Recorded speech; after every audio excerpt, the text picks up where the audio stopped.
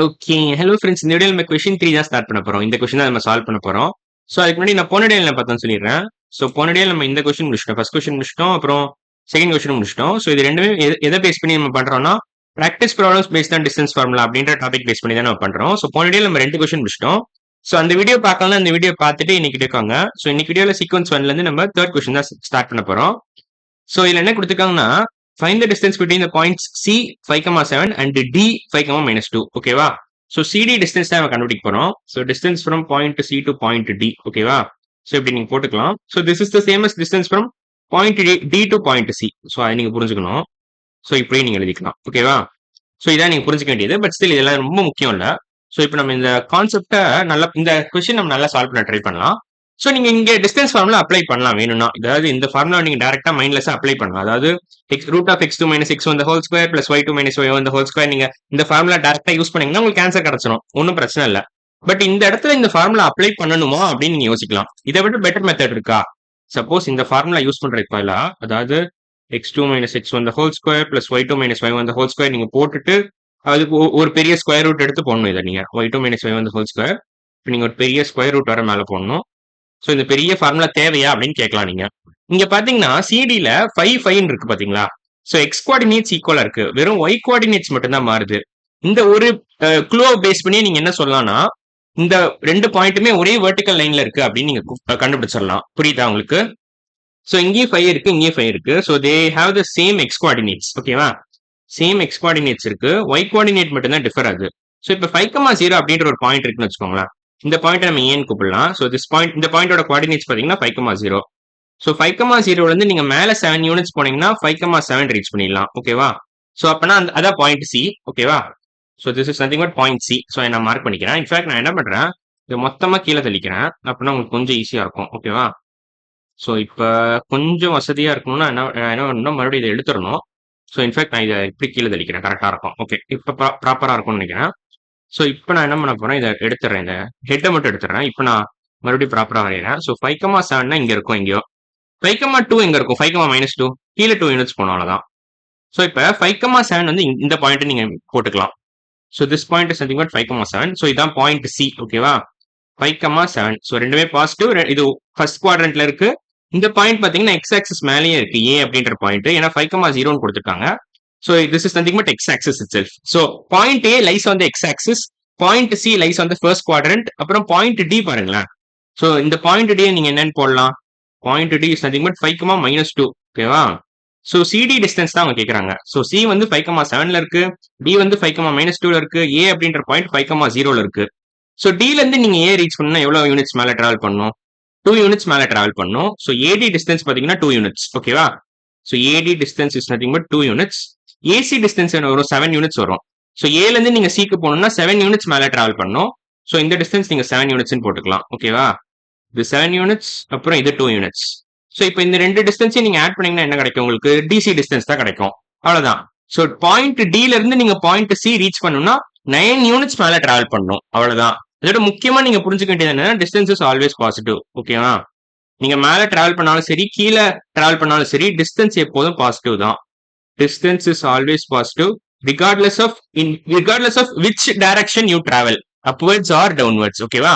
Coordinate தான் மாறும். நீங்க அதை நல்லா புரிஞ்சுக்கணும். ஸோ நீங்க மேல டிராவல் பண்ணீங்கன்னா y கோஆர்டினேட் இன்க்ரீஸ் ஆகும், கீழே டிராவல் பண்ணீங்கன்னா y கோஆர்டினேட் டிக்ரீஸ் ஆகும். இதை புரிஞ்சுக்கிட்டா போதும். y கோஆர்டினேட் இன்க்ரீசஸ் மேல டிராவல் பண்ணீங்கன்னா.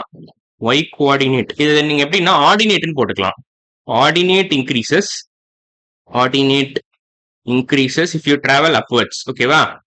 ஆர்டினேட்னா ஒய் கோஆர்டினேட்னு அர்த்தம். இதே மாதிரி ஆர்டினேட் டிக்ரீசஸ். ஸோ ஆர்டினேட் நான் ஏன் எழுதுறேன்னா அது குட்டி வார்த்தை.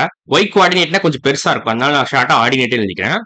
Ordinate decreases when you travel downwards ஓகேவா.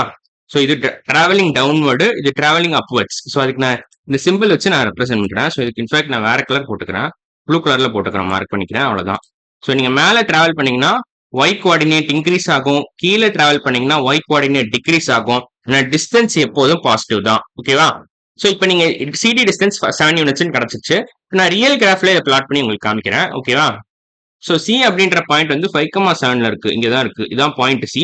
டி அப்படின்ற பாயிண்ட் 5,-2ல இருக்கு. ஸோ இப்போ நான் கோஆர்டினேட்ஸும் மார்க் பண்ணிக்கிறேன். 5,-2 திஸ் இஸ் நத்திங் பட் 5,7. ஏ அப்படின்ற பாயிண்ட் வந்து 5,0ல இருக்கு. இது நானே ஆர்பிட்ரியா அசைன் பண்ண ஒரு பாயிண்ட். இது கொஸ்டின்ல கொடுக்கவே இல்லை. பட் நான் ஏன் இதை ஃபோக்கல் பாயிண்டா வச்சிருக்கேன்னா அப்பதான் உங்களுக்கு இந்த கொஸ்டினை பத்தி யோசிக்க கொஞ்சம் ஈஸியா இருக்குன்றதுக்காக நான் இந்த பாயிண்ட்டை நான் அசைன் பண்ணியிருக்கேன். ஓகேவா? ஸோ டிஏ வந்து 2 யூனிட்ஸ், ஏசி வந்து 7 யூனிட்ஸ். ஸோ டிசி பாத்தீங்கன்னா 7+2 9 யூனிட்ஸ் நீங்க போட்டுக்கலாம். அவ்வளவுதான். ஸோ இது எல்லாமே எதை பேஸ் பண்ணி நான் கண்டுபிடிச்சேன்? இந்த எக்ஸ் கோஆர்டினேட் ஈக்குவலா இருக்கிறத நான் பார்த்து இந்த கன்க்ளூஷன்ஸ்க்குலாம் வந்துட்டேன். ஓகேவா? ஸோ இந்த மாதிரி நீங்க ட்ரிக்ஸ் எல்லாம் ஐடென்டிஃபை பண்ணணும். ஸோ இப்போ எக்ஸ் கோஆர்டினேட் ஈக்குவலா இருந்துச்சுன்னா நீங்க அந்த 2 பாயிண்ட் ஒரே வெர்டிக்கல் லைன்ல இருக்குன்னு நீங்க ஐடென்டிஃபை பண்ணணும். அதே மாதிரி சப்போஸ் ஒய் கோஆர்டினேட்ஸ் ஈக்குவலா இருந்துச்சுன்னு வச்சுக்கோங்களேன், நீங்க என்ன சொல்லலாம்னா இந்த 2 பாயிண்ட்டும் ஒரே ஹாரிசான்டல் லைன்ல இருக்கு அப்படின்னு நீங்க இமேஜின் பண்ணலாம். ஓகேவா? ஸோ இதெல்லாம் நீங்க புரிஞ்சுக்கணும். அதுக்காக தான் இந்த மாதிரி ட்ரிக்கி கொஸ்டின்ஸ்லாம் நான் கொடுக்குறேன். அதனால இந்த கொஸ்டின் பேரு ஆக்சிஸ் அலைன்மெண்ட். ஸோ இந்த 2 பாயிண்ட்டுமே பாத்தீங்கன்னா ஒய் ஈக்குவல் டு இல்ல எக்ஸ் ஈக்குவல் டு 5 அப்படின்ற லைன்ல இருக்கு. இந்த 2 பாயிண்ட்டும் பாத்தீங்கன்னா. ஸோ இப்போ நான் ஜாயின் பண்றேன் இது ரெண்டுத்தையும். This line can be called as X equal to 5 parallel to y axis. ஓகேவா? இது நீங்க எக்ஸ் ஈக்குவல் டு 5 போட்டுக்கலாம். So this is a line which is parallel to y axis. Suppose நீங்க ஒரு பாயிண்ட் இப்படி இருக்குன்னு வச்சுக்கோங்களேன். சப்போஸ் இந்த 2 பாயிண்ட் நான் என்னன்னு கூப்பிட போறேன்னா எக்ஸ் கோஆர்டினேட்ஸ் ஈக்குவலா இருக்கும், ஒய் கோஆர்டினேட்ஸ் வேற மாதிரி இருக்குது இந்த கொஸ்டின்ல. நான் இன்னொரு கொஸ்டின் எப்படி போட போறேன்னா ஒய் கோஆர்டினேட்ஸ் ஈக்குவலா இருந்து எக்ஸ் கோஆர்டினேட்ஸ் வேற மாதிரி நான் கிரியேட் பண்ண போறேன். ஸோ இப்போ இந்த மாதிரி 2 பாயிண்ட் இருக்குன்னு இமேஜின் பண்ணிக்கோங்க. ஸோ 1,7 இதை நம்ம பின்னு கூப்பிடலாம். பி இஸ் நத்திங் பட் 1,7 வச்சுக்கோங்க. கியூ வந்து 6,7 வச்சுக்கோங்க. இப்போ இந்த 2 பாயிண்ட் பாத்தீங்கன்னா these 2 points lie on the same horizontal line. அதனால தான் ஒய் கோஆர்டினேட்ஸ் மாறல, வெறும் எக்ஸ் கோஆர்டினேட்ஸ் மட்டும் தான் சேஞ்ச் ஆகுது. ஓகேவா? ஸோ இந்த மாதிரி நீங்க ஒய் கோஆர்டினேட்ஸ் கான்ஸ்டன்டா இருந்துச்சுன்னா அது எக்ஸ் ஈக்குவல் டு சம்திங் அப்படின்ற லைன்ல இருக்குன்னு அர்த்தம். ஸோ இந்த மாதிரி ஒய் கோஆர்டினேட்ஸ் சேமா இருந்துச்சுன்னா எக்ஸ் ஈக்குவல் டு கான்ஸ்டன்ட் அந்த மாதிரி லைன்ல இருக்கு. சப்போஸ் எக்ஸ் கோஆர்டினேட்ஸ் சேமா இருந்துச்சுன்னா ஒய் ஈக்குவல் டு சாரி நான் கொஞ்சம் தப்பா போட்டேன்னு நினைக்கிறேன். ஸோ அதை கிளாரிஃபை பண்ணிக்கிறேன். ஸோ ஹாரிசான்டல் லைன் பார்க்க எப்படி இருக்குன்னா ஒய் ஈக்குவல் டு சம்திங் இருக்கும். வெர்டிக்கல் லைன் வந்து எக்ஸ் ஈக்குவல் டு சம்திங் இருக்கணும். வெர்டிக்கல் லைனை பொறுத்த வரைக்கும் நீங்க அதை இந்த y2 - y1 அப்படின்ற ஃபார்முலா யூஸ் பண்ணி கண்டுபிடிச்சிடலாம். ஸோ ஏன்னா வெறும் ஒய் கோஆர்டினேட்ஸ் மட்டும் தான் மாறுது. ஸோ டில இருந்து நீங்க சி டிராவல் பண்ணும்போது ஒய் கோஆர்டினேட் வந்து -2ல இருந்து 7 வரைக்கும் இன்க்ரீஸ் ஆகுது. ஸோ 9 யூனிட்ஸ் நீங்க மேல போறீங்க. ஸோ அந்த மாதிரி நீங்க யோசிக்கலாம். ஓகேவா? ஸோ பேசிக்கா இதை நீங்க புரிஞ்சுக்கிறதுக்கு நான் என்ன பண்ண போறேன்னா சப்போஸ் எக்ஸ் கோஆர்டினேட்ஸ் மாறலன்னு வச்சுக்கோங்களேன், எக்ஸ் கோஆர்டினேட்ஸ் ரிமைன் அன்சேஞ்ச்டுனா they lie in the same vertical line அர்த்தம். ஓகேவா? X coordinates remain unchanged. In fact நானே சம்டைம்ஸ் இதெல்லாம் கன்ஃபியூஸ் ஆவேன். நீங்க கொஞ்சம் யோசிக்கணும் அந்த எக்ஸாம் சென்டர்ல போய். ஸோ நீங்க அந்த இடத்துல அவசரப்படாம இருந்தாலே போதும். இஃப் எக்ஸ் கோஆர்டினேட்ஸ் ரிமைன் அன்சேஞ்ச்டுனா these two lines those 2 points lie on the same vertical line. Those 2 points lie on the same vertical line அப்படி நீங்க போட்டுக்கலாம். lie on the same vertical line. அப்பனா x equal to constant ன்னு அர்த்தம். That is a line which is parallel to y axis. ஓகேவா? Those 2 points lie on the same vertical line. ரொம்ப முக்கியம். x coordinates constant இருந்தா vertical line imagine பண்ணுங்க. y coordinates constant இருந்தா horizontal line imagine பண்ணுங்க. அவ்வளவுதான். நீங்க இதை புரிஞ்சுக்கிட்டா போதும். If y coordinates are constant, imagine horizontal line. If x coordinates are constant, imagine a vertical line. அவ்வளவுதான். ஓகேவா? சோ நீங்க புரிஞ்சுக்கிட்டீங்கன்னா அதுக்கப்புறம் நீங்க ஃபார்முலா யூஸ் பண்ணிக்கலாம். ஒன்ஸ் நீங்க ஒரு 2 பாயிண்ட் வந்து வெர்டிக்கல் லைன்ல இருக்குன்னு ஐடென்டிஃபை பண்ண உடனே நீங்க இந்த ஃபார்முலா யூஸ் பண்ணலாம். mod of y2 - y1 அப்படின்ற ஃபார்முலா யூஸ் பண்ணலாம். ஒன்ஸ் 2 பாயிண்ட் வந்து ஹாரிசான்டல் லைன்ல இருக்குன்னு தெரிஞ்ச உடனே நீங்க என்ன ஃபார்முலா யூஸ் பண்ணலாம்னா mod of x2 - x1 அப்படின்ற ஃபார்முலா யூஸ் பண்ணலாம். So this is nothing but difference between x coordinates. அதனால தான் நான் mod of x2 - x1 கூப்பிடுறேன். ஏன் நான் mod சிம்பிள் யூஸ் பண்றேன்? ஏன்னா x2 பெருசா x1 பெருசா நமக்கு தெரியாது. பட் நீங்க mod சிம்பிள்ல என்ன கிடைச்சாலும் அது வந்து பாசிட்டிவா மாத்தி கொடுத்துரும். So mod of x2 - x1 -5 இருக்குன்னு வச்சுக்கோங்களேன். So mod of -5 is nothing but +5 அவ்வளவுதான். சோ அதுக்கு தான் mod ஃபங்க்ஷன் யூஸ் பண்றேன். mod ஃபங்க்ஷன் பத்தி நான் டீடைல்டா 10th ஸ்டாண்டர்ட்ல நடத்திருப்பேன். சோ அந்த லெக்சர்ஸ் நீங்க கவனிச்சுக்கலாம். பட் இப்போதைக்கு ஒரே ஒரு விஷயம் மட்டும் தான் ஞாபகம் வச்சுக்கோங்க. மாடுக்குள்ள நெகட்டிவ் நம்பர்ஸ் போட்டாலும் அது பாசிட்டிவ் நம்பர் தான் இன்புட்டா கொடுக்கும். ஓகேவா? சோ அதை மட்டும் ஞாபகம் வச்சுக்கோங்க. மற்றபடி இந்த மற்ற விஷயம் எல்லாம் ஞாபகம் நல்லா வச்சுக்கோங்க. சப்போஸ் எக்ஸ் கோஆர்டினேட்ஸ் கான்ஸ்டன்டா இருந்தா அந்த லைனை நீங்க வெர்டிக்கல் லைன் மாதிரி இமேஜின் பண்ணலாம். ஒய் கோஆர்டினேட்ஸ் கான்ஸ்டன்டா இருந்துச்சுன்னா அந்த 2 பாயிண்ட் ஒரு ஹாரிசான்டல் லைன் மேல இருக்கு. அவ்வளவுதான். சோ இதெல்லாம் நீங்க புரிஞ்சுக்கிட்டீங்கன்னா இந்த மாதிரி கொஸ்டின்ஸ் எல்லாம் நீங்க ஈஸியா சால்வ் பண்ணிடலாம்.